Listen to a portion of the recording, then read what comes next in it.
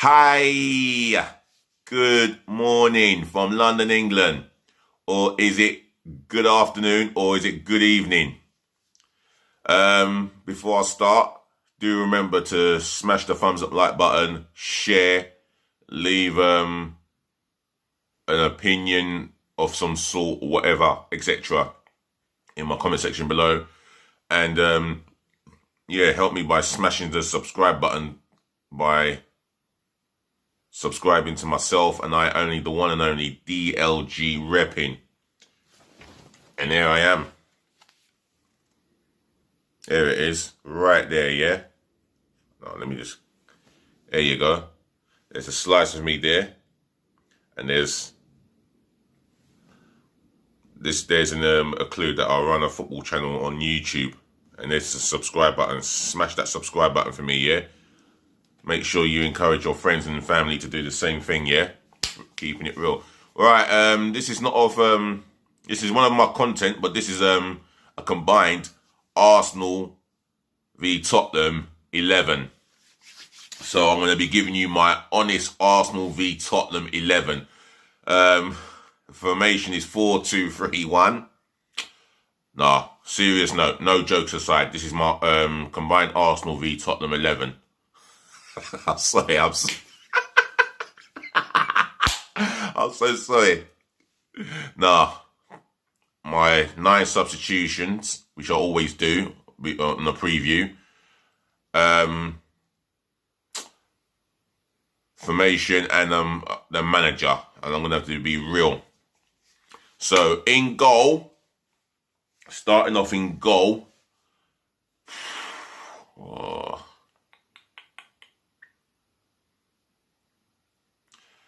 If I'm being honest with myself, who do I go with in goal? It's a choice between Bird Leno or well, we've got Bird Leno, Matthew Ryan, and then my rivals have they got Hugo Lloris and Gazaniga. So wow, this is a tough one. If I'm looking at the overall form and the clean sheets, you could say neither of them. But if you're looking at playing that from the back, from a goalkeeper's point of view, yeah, Leno ahead of Lloris. If you're looking at the all-round ability, there's nothing much between them, you know. There's nothing much. I'll tell you what, I'm just going to go with Bird Leno over Hugo Lloris. I rate Hugo Lloris highly, you know. I do rate him highly, but he's in his early 30s approaching mid. Yeah, there's only so much, there's only so much goodness he can do from his ability. But I'm going to go with Bird Leno for the simple fact is he's an all-round very good goalkeeper. He just needs to cut out these silly mistakes. If you minus the silly mistakes, we have a top-class goalkeeper. So I'm going to go with Leno over Lloris. Right, the right-back area. I'm not picking Bellerin.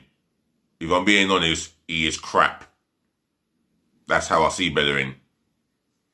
And I've always said on there, yeah, and you can pull me back on it, yeah. If you want to back me up, yeah, leave it in the comment section below. And I've always said that Bellerin is not good enough to be an Arsenal player. And I've said Mikel Arteta time after time after time keeps paying him sentiments. And he is not worthy of wearing the shirt. I think he's crap. However, on the right hand side, you got Serge Aurier, who's prone to being an idiot, prone to being a fucking idiot at times. Good offensive right back, like Matt Doherty is, but defensively, he has been found wanting. He has been known to fall asleep, but defensively he's improved a bit more. under Mourinho. So I'll give him that. With Matt Doherty defensively, he's never going to be as good as they come. He's never going to be as good as the right backs in the Premier League defensively. Offensively, from an offensive point of view, he has the attributes. Oh, who am I going for? I've got to be careful who it is. I'll go for. I'm going to go for Serge Aurier over Bellerin. Because I think Bellerin is shit. I'm not beating around the bush. If you want to come back on me into this one, yeah, do so. I think Bellerin is shit. And like I said, before I carry on, subscribe to the channel, yeah? That's myself, DLG Reppin, the one and only. Smash the thumbs up like button. Smash the share button to your friends and your family all over the world. And do remember to leave a comments of response or your own opinions. But I'm going to put Serge Aurier above Bellerin for the simple fact is Serge Aurier has improved defensively. He's more astute in his job and more prepared to defend better than Bellerin. Right, centre halves. Toby Alderweireld, hands down. I mean, Davinson Sanchez is a close call, you know. I mean, the best centre half we've got at the club is Gabriel Magalhaes, and we got William Saliba on loan, and we'll never know how good he's going to be in the English Premier League, in the world's best league, or the world's most exciting league, however you want to put it. But for me, Toby Alderweireld continues to shine. But then again, if he's not been playing regular football, then not that I don't deliberately set out not to watch Tottenham. I deliberately set out to watch football, and I can assure you that is my aim. But for me, if I'm looking at a top class defender, Toby Alderweireld is still Tottenham's best centre half. Eric Dyer was never born to be a centre half, yeah. So fuck him. Davinson Sanchez, for all the pace and the physicality that he has in the world, for me, he's always prone to an error, and he's not a defender that can think for himself. He doesn't defend at times. He does not defend with a brain. And I'm gonna go with alongside Alderweireld, I'm gonna go with Gabriel Magalhaes. Gabriel Magalhaes over Davinson Sanchez for me, in my humble opinion. Tottenham fans, Arsenal fans, football fans, get involved in this, yeah? This is in case you've just joined the channel, in case you're just watching, yeah? Or joined, whatever. This is my combined Arsenal v Tottenham 11, yeah? Combined Arsenal and Tottenham 11, should I say. So I'm going to go with Alderweireld and Gabriel Magalhaes. That's the centre-half pairing. And my right back is Serge Aurier, and my goalkeeper is Bernd Leno. That might be controversial in that goalkeeping area, but leave it in the comment section below. Right, my left back. Boy, Reguilon versus Tierney. If you're talking about leadership, goals, and inspiration, you know, we're looking at the next Arsenal captain in the near future, and that's Kieran Tierney for me. Defensively, Reguilon, or however you pronounce his name, he is one talented left back, and he is one to watch out for. I'll tell you that now. But Kieran Tierney, for me, he's I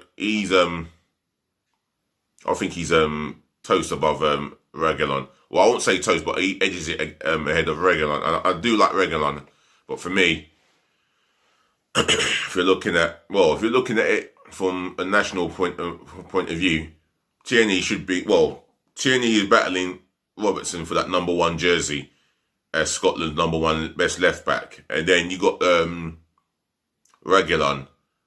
He's battling another Spanish left back, or is he Spain's number 1 left back? I'm not gonna go and pick someone for the simple fact that he's his nation's number 1 left back, Anyone can be their nation's number one left back. You got Panama, who made it to the World Cup. Their nation's number one left back played during the World Cup, but does it make him world class or European or club class? If you're looking at the offensive point of view and the assist, Kieran Tierney beats Reguilon.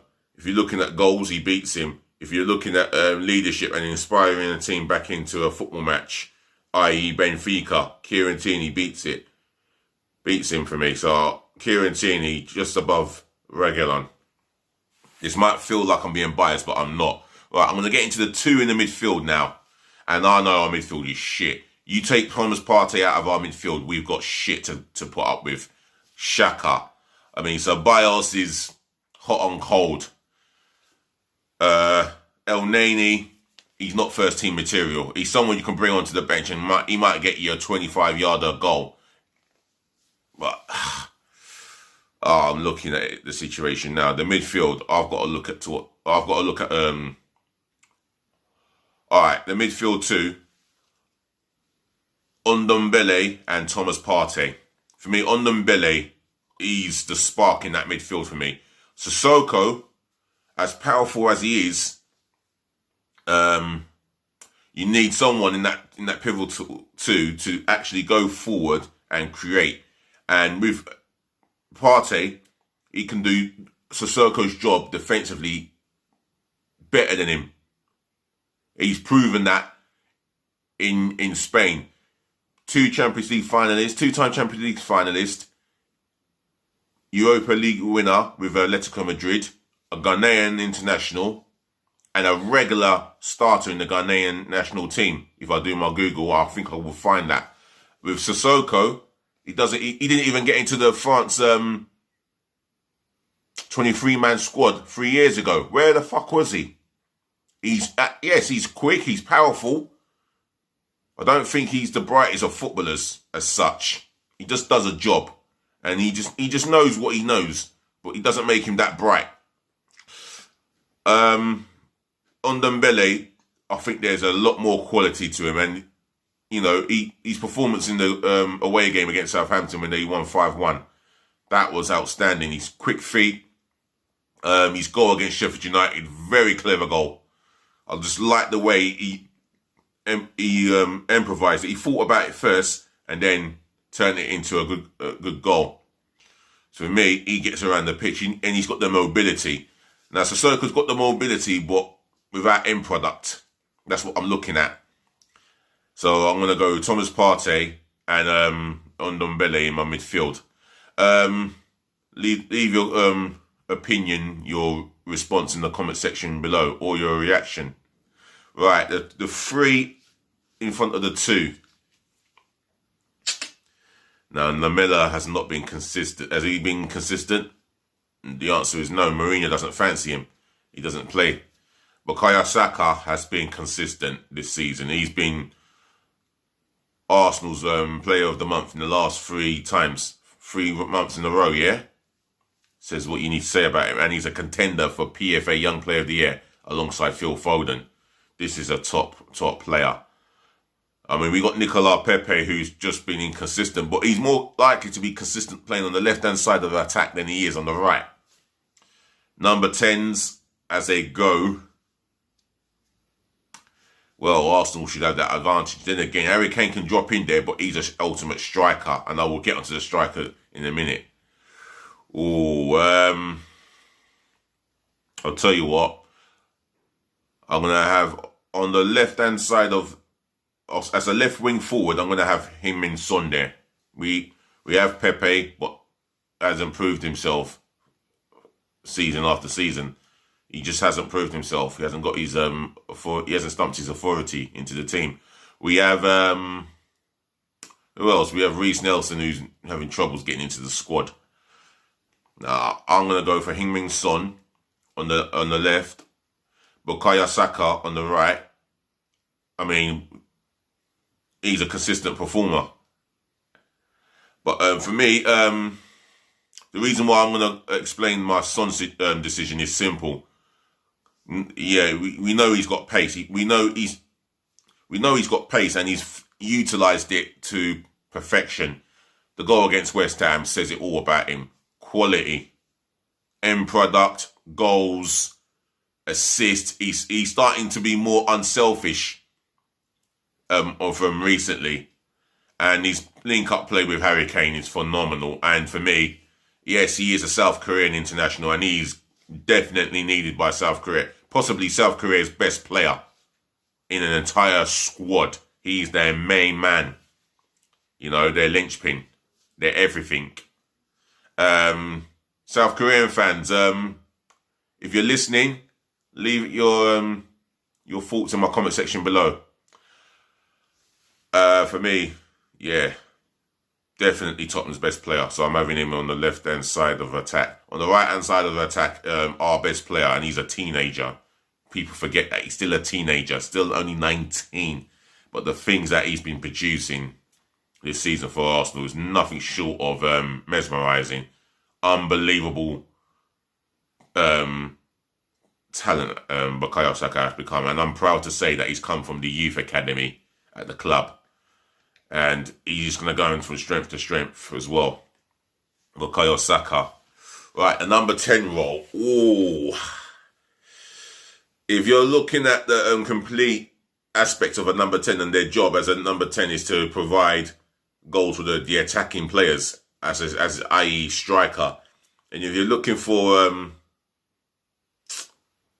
that guy who has the end product in his final pass is Odegaard, and to score goals, and the goal he got against Olympiacos, fucking fantastic strike. Absolutely phenomenal. Fucking phenomenal strike, should I say. Keeper should have saved it, Keeper should have saved it. Not if I'm being honest, keeper should have saved it. But nevertheless, it will go down as a great strike. Phenomenal left foot he's got there. Battles well. And I think Odegaard is the man to play in the middle behind that striker. And the striker I'm going to go for is Harry Kane. I've said that he's the best striker in the world of football 2-3 seasons ago. I was arguing with fellow Arsenal fans about this, and I'm saying he is the best striker. He's one of the best strikers in the world of football, and he still is. He's the only striker in the Premier League that will go on to beat Alan Shearer's record.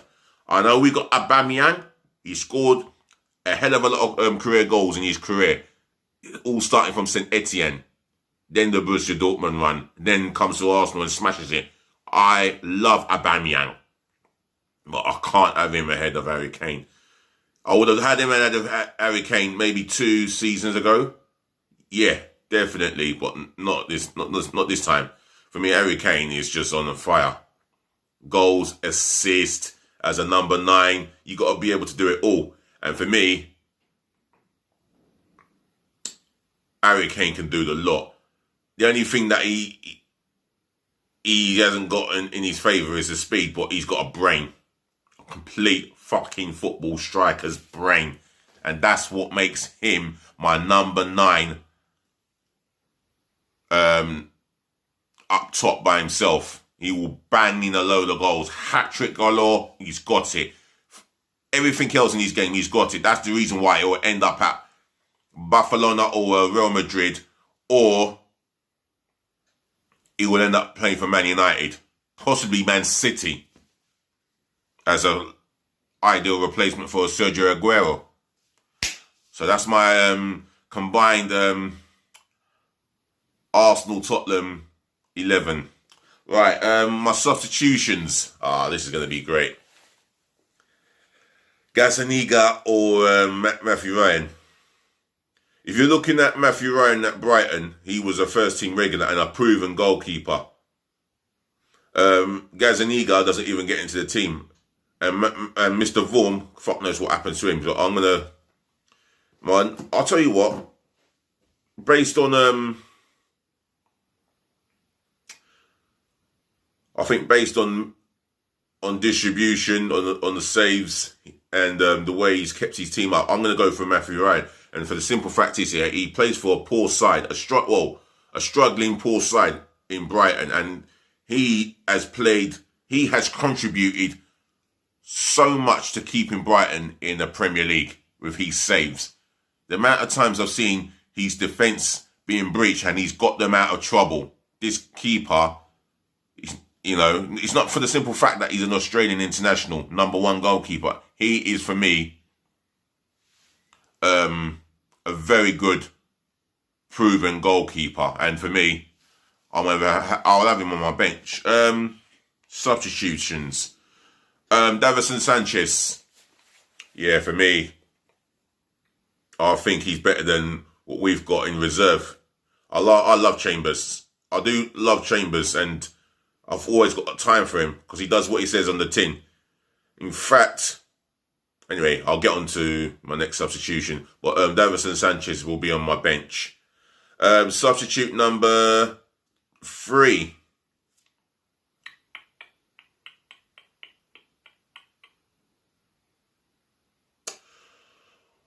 Substitute number 3. Tottenham defenders is a. I'll tell you what. Ben Davies, left back. I know he's got a good left foot from an offensive point of view. Honest, hard-working, solid left back. And he doesn't get the credit that he does deserve, but he will be in my bench. Substitute number 4.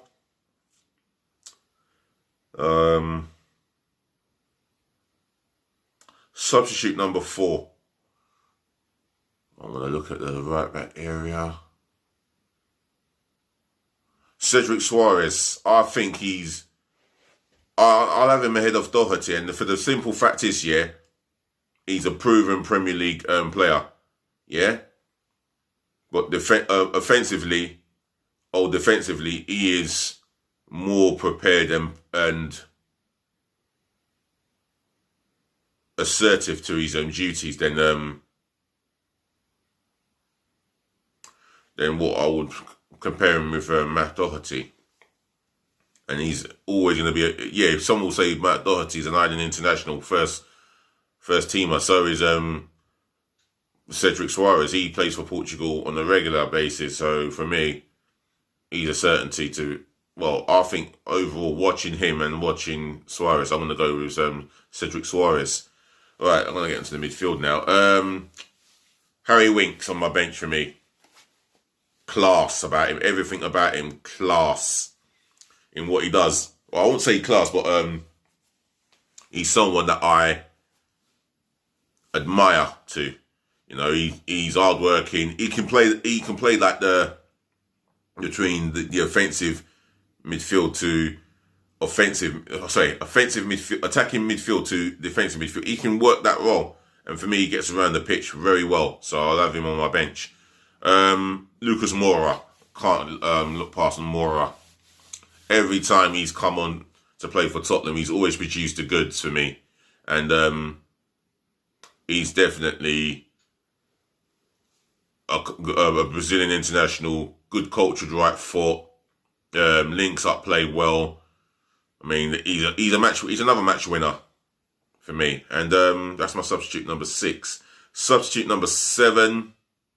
It's got to be a Tottenham player. It's got to be. I'm trying to think who it could be. And it ain't Dele Alli. Fuck Dele Alli. Ain't him.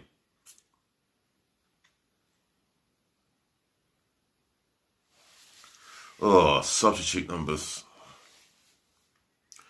Pierre-Emerick Aubameyang, for me, still possesses goals, still a threat, and he will always score goals. Even if he misses his first 2 chances, he gets a third, he will always score for me. And he's not a bad option to bring on if Harry Kane is not having the best of games. So for me, substitute number 7, Aubameyang. Substitute number 8. Gareth Bale. Now, Gareth Bale, I've mentioned his name. Now, some say he should be starting ahead of Bukayo Saka for the simple fact is that he's a proven Premier League goal scorer and proven in his assists as well. Well, for me, The Gareth Bale of how many years ago ahead of Bukayo Saka? I won't have an argument with that. But the Gareth Bale of now, he's found form, but this is only suddenly. This is all of a sudden that he's found form. I've noticed that, but he's on my bench. Substitute number 9. Who can that be? Carlos Vinicius or Alexander Lacazette? For viewers, what do you think? Carlos Vinicius or Alexander Lacazette? I'm going to go for Alexander Lacazette for me. He's a guy that he links up. His link-up play is excellent when he's on top of his game. He holds the ball up well, battles, and he does get goals if given the opportunity to do so. So, Alex Lacazette on my bench for me. So that's my 9 substitutions completed. So this is the end of the show. Again, the 4-2-3-1, the formation has been completed. The team selection has been completed. The substitute bench has been completed. So all you have to do is get back to me in my comment section below. What do you think, ladies, gentlemen, to the boys, to the girls, football fans all over the world? Do you think, or Tottenham or Arsenal fans especially, do you think that was fair? Or do you think I should change it up a little bit? Get back to me in my comment section below. Smash the thumbs up like button in abundance, and let's not have a thumbs down, please. Smash the share button to your friends and your family. And do remember, please help me by subscribing to DLG Reppin, myself and I only. I'll be back later on with the preview of our North London derby against the Spuds. Yeah, you know what I'm talking about. Yep, I'll be back later on when I come back from work. Other than that, I wish you all the best for today. Enjoy your day. Stay safe, and peace again, love again, and bless again. All the love and the support I'd appreciate it by subscribing to my channel. And like I say, if you subscribe to my channel, you'll get shouted out like the 93rd person has done. So anyway, I'll be out of here. Take care of yourselves, yeah? And be nice.